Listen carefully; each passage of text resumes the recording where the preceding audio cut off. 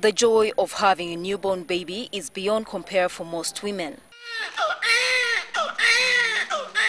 But there are some who do not experience that unexplainable feeling of holding their bundle of joy in their arms. Sharifa Nachintu gave birth by cesarean section to this pair of twins. This first-time mother had unbearable pain after the delivery. She developed a wound that made her hate herself and everything around her, including her children. I felt like I don't want to look at my kids, but in actual sense, they were my children.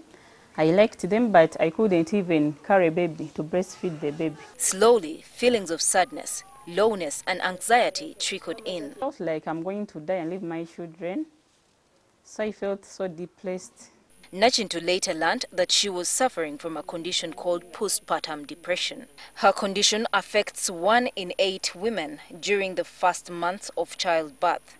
Patience Akumo is another mother who went through that depression. You know, when the visitors reduced and the flowers were wilting and drying and the reality was setting in that I'm a mother, it's a big responsibility. I didn't know whether I was up for it. The feelings of lowness that come out of the blue became persistent after she had her firstborn 4 years ago. A lot of crying, and my parents were like, what is wrong with this girl? They didn't know either. They didn't know what this is.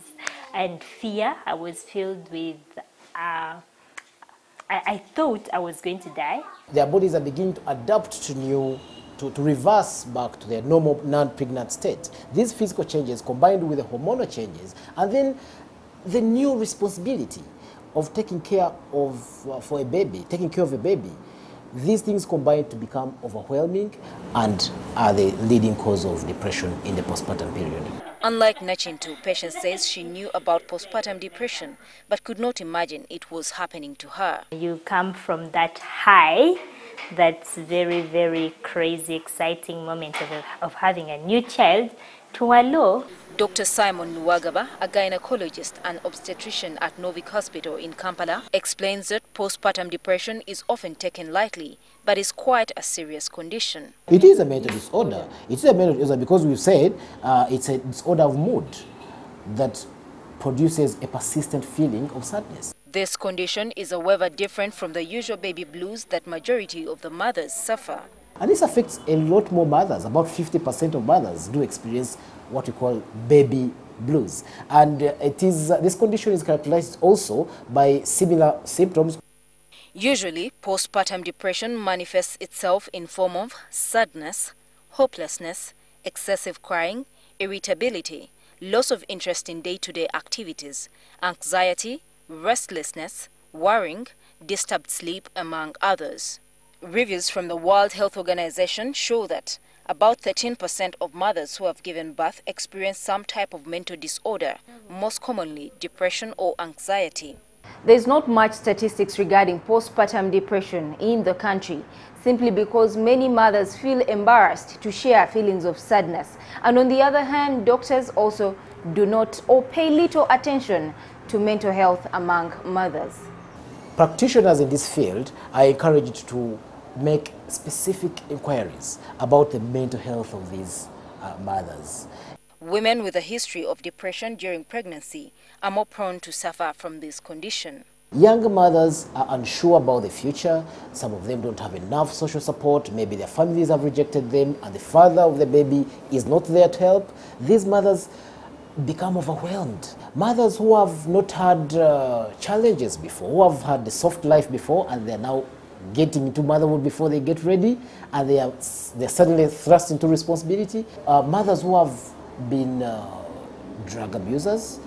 Postpartum depression usually affects the mother's functioning and deters bonding between a mother and the baby.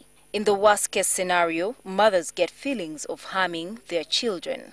When these mothers begin to think about death, about suicide, when they begin to have these frightening thoughts about harming their own baby, some of them have become so sick that they think that their babies are not humans or there are some animals attacking them, and they actually try to attempt to harm them themselves. That's the worst that can happen. I didn't want to kill my child, but I was afraid of her. afraid that I'll roll over her when she's sleeping. The condition could manifest in mild and severe forms. Dr. Nwagaba advises that the earlier a mother seeks treatment, the safer they are from suffering a more complicated mental disorder. One night I had to go to the hospital because of this anxiety, because of these fears, and especially what made me go to the hospital was because I feared I was really sick and I thought it was a physical illness, I was going to die. Mild cases of depression can respond well to what we call self-help strategies. Self-help strategies, things like getting as much rest as you can, accepting help. For some mothers, treatment would involve getting antidepressant tablets, like Akumu did. However, medics say partners and family could be very instrumental in aiding the total recovery of mothers. For example, taking some of the hard work off the mother in the immediate postnatal period, you're relieving her of some of the duties. After going through the nasty ordeal of postpartum depression, mothers like Nachintu and Akumu can raise their babies with all the love and affection. They consider themselves very lucky to have passed through it without any incident. Gertrude Tumusime with Kware, NTV.